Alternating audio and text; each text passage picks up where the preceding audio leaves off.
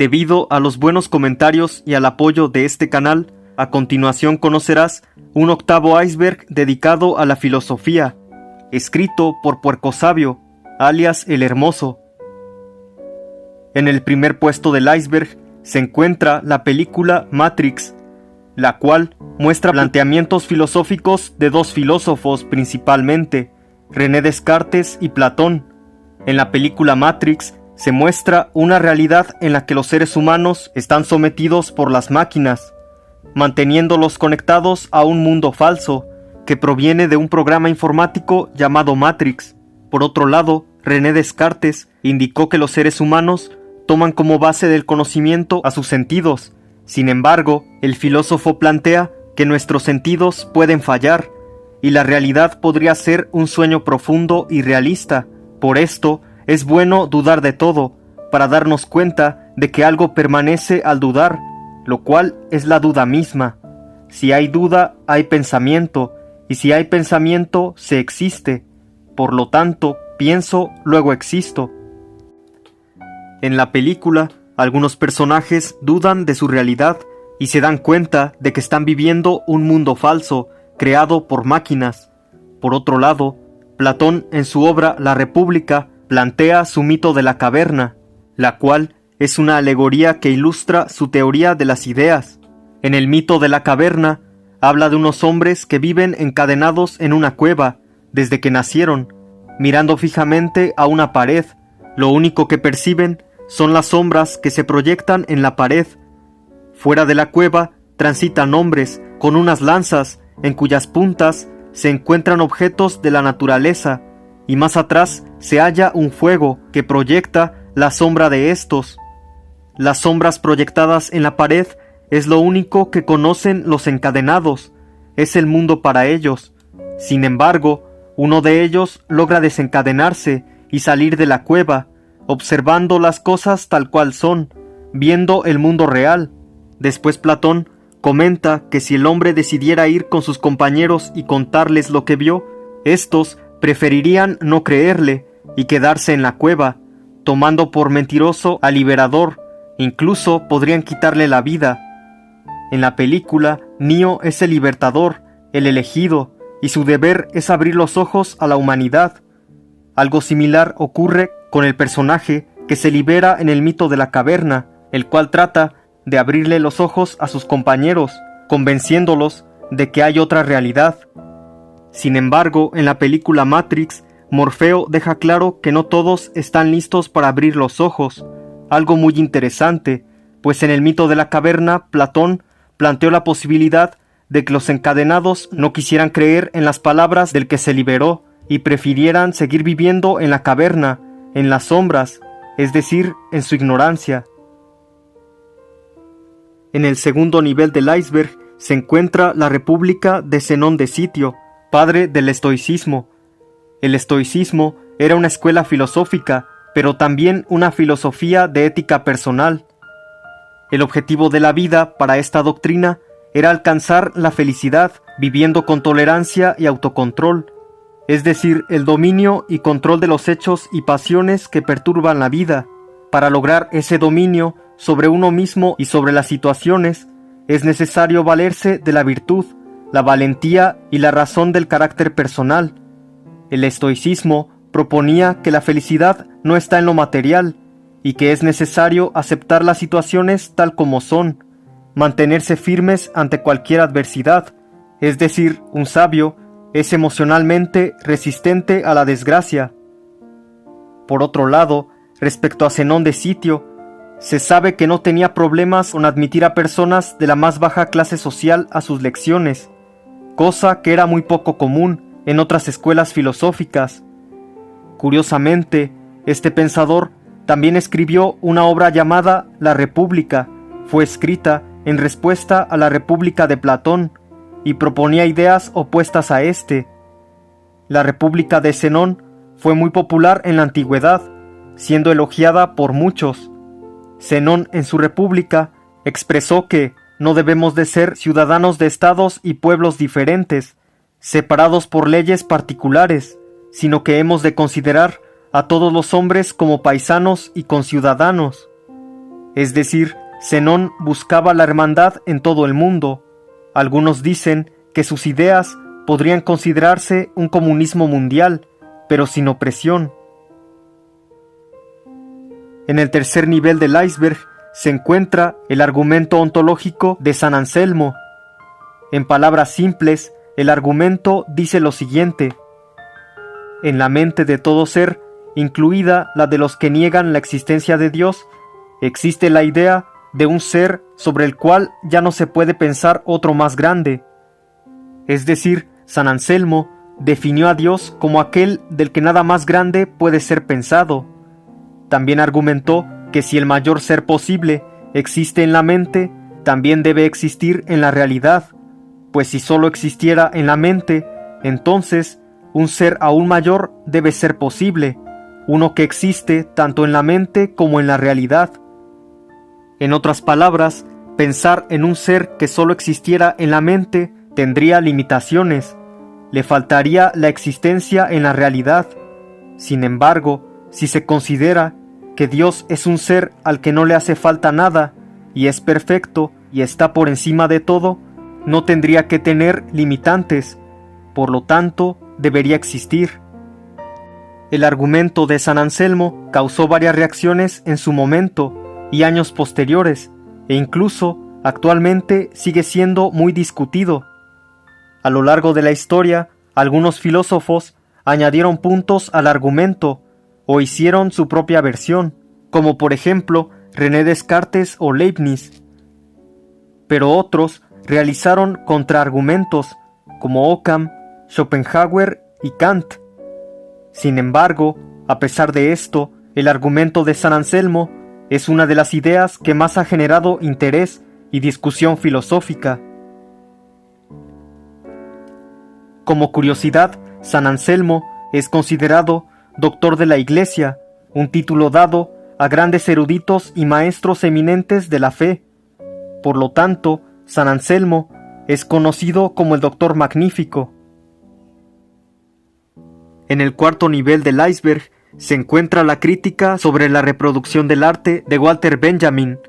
Este filósofo alemán elaboró una interesante crítica estética. Mencionó que muchas obras de arte han perdido su carácter original, de obra única e irrepetible. Es decir, el arte ya no es único, debido a que muchas piezas artísticas ya se pueden reproducir. Prácticamente cualquier tipo de arte puede ser copiada, replicada. Esto debido a que las técnicas de reproducción han evolucionado mucho y seguirán evolucionando. Claro que esto tiene un lado positivo también, pues más personas tienen acceso a apreciar piezas de arte o pueden contar con su propia copia. Sin embargo, la experiencia estética es lo que cambia. Una pieza ya no se aprecia o se disfruta igual, su aura cambia, pues al haber tantas copias no impacta de la misma manera, es decir, cada vez es menor la experiencia de lo irrepetible. Walter Benjamin decía que las piezas de arte ya no solo se retocan o se renuevan, sino que se reproducen de forma exacta, obras que un día fueron únicas. Por ello el arte ha perdido su carácter originario. Es curioso saber que el libro en donde Walter Benjamin expuso esto salió en 1936. Sin embargo, su pensamiento siempre va a permanecer vigente. Conforme avanza el tiempo, su crítica es más sólida. En el quinto nivel del iceberg se encuentra la idea del lenguaje limitado de Wittgenstein. Para el filósofo Wittgenstein, el lenguaje es una especie de juego social entre seres humanos, sujeto a ciertas reglas. Este pensador expresó lo siguiente: los límites de mi lenguaje son los límites de mi mundo. Con esto, en parte, quería decir que no todo se puede expresar a través de las palabras. Hay cosas que escapan a estas. Por otro lado, también dijo que nunca hay bastantes palabras para nombrar la realidad. El ser humano tiende a llamar algo de una forma. Por ejemplo, a un insecto se le conoce como escarabajo. Sin embargo, todos tenemos una idea distinta de este. es decir, nadie lo imagina igual, aunque todos entendemos lo que es un escarabajo. En otras palabras, Wittgenstein decía que las personas tendemos a aplicar las mismas palabras para referirnos a ciertas cosas o sensaciones, que si no son iguales, son algo parecidas. Por ejemplo, la palabra dolor puede ser entendida de distintas formas por cada persona. Por otro lado, es posible comunicarnos entre nosotros porque se ha llegado a un consenso o a un acuerdo social de cómo se le debe llamar a cada cosa, es decir, el entorno influye en cómo usamos el lenguaje. Sin embargo, este lenguaje tiene ciertas limitaciones, pues por ejemplo, es difícil saber a qué se refiere alguien cuando dice que siente dolor. Curiosamente, Wittgenstein más tarde escribiría ideas que contradicen su primer postura respecto al lenguaje. A pesar de esto, es considerado uno de los más grandes pensadores que ha aportado a la filosofía del lenguaje. En el sexto nivel del iceberg se encuentra el desafortunado final de Edith Stein y su canonización. Parte del pensamiento de esta filósofa estuvo dedicado a reflexionar sobre la persona.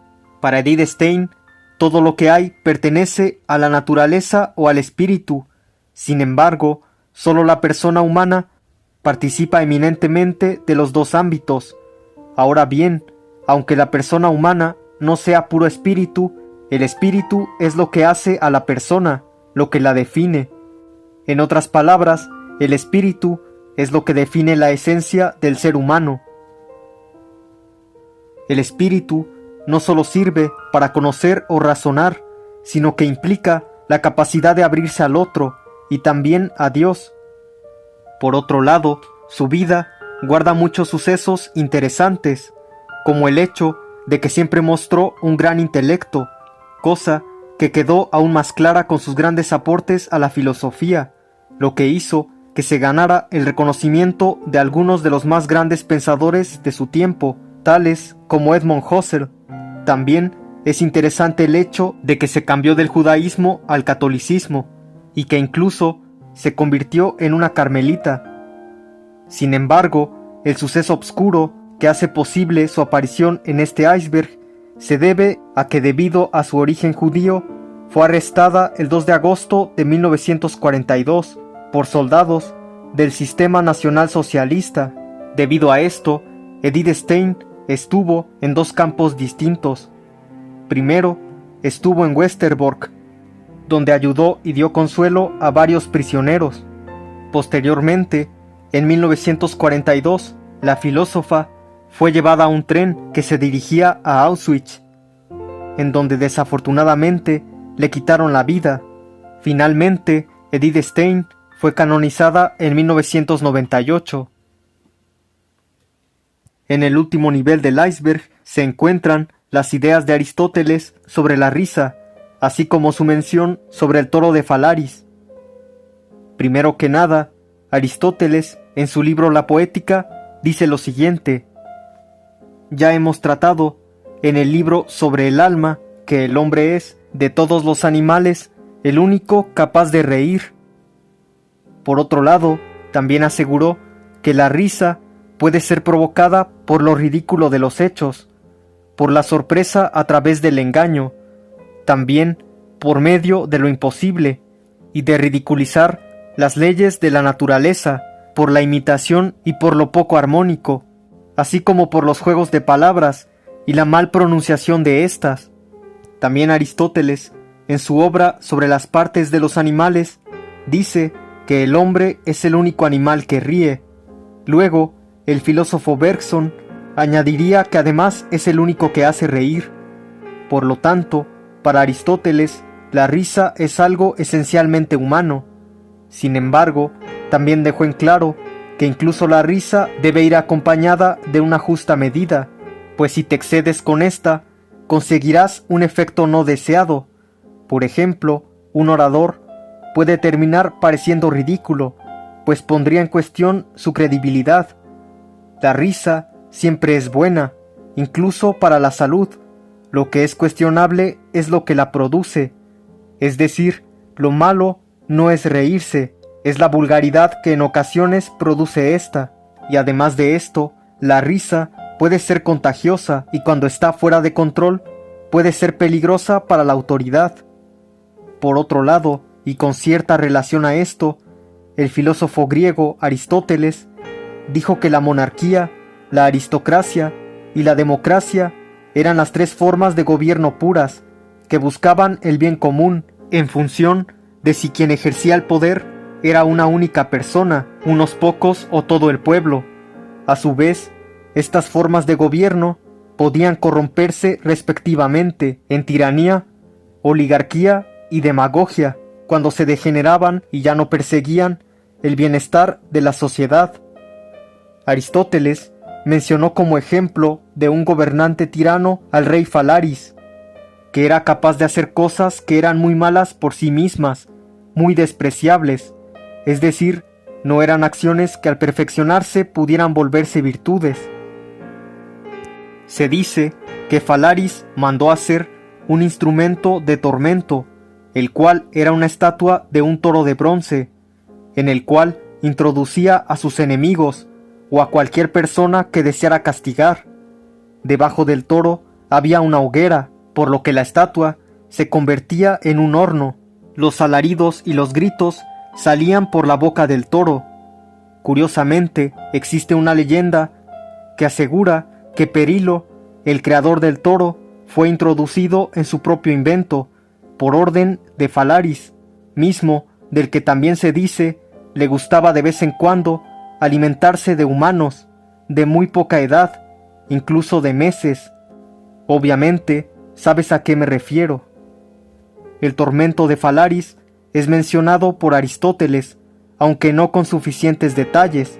Algunos historiadores han discutido la existencia de aquel instrumento. Sin embargo, existen algunas pruebas históricas que señalan su existencia. Con todos estos datos, puede decirse que el filósofo tenía muy claro que la risa o la diversión pueden ser provocadas por varios motivos. Sin embargo, hay personas que disfrutan o se divierten de acciones depravadas. Las palabras de Aristóteles tienen mucho sentido. El problema no es la risa, sino que la provoca. Hasta aquí con este video. Muchas gracias por tu tiempo y por tu épico apoyo. Te deseo lo mejor para ti y para tus seres queridos.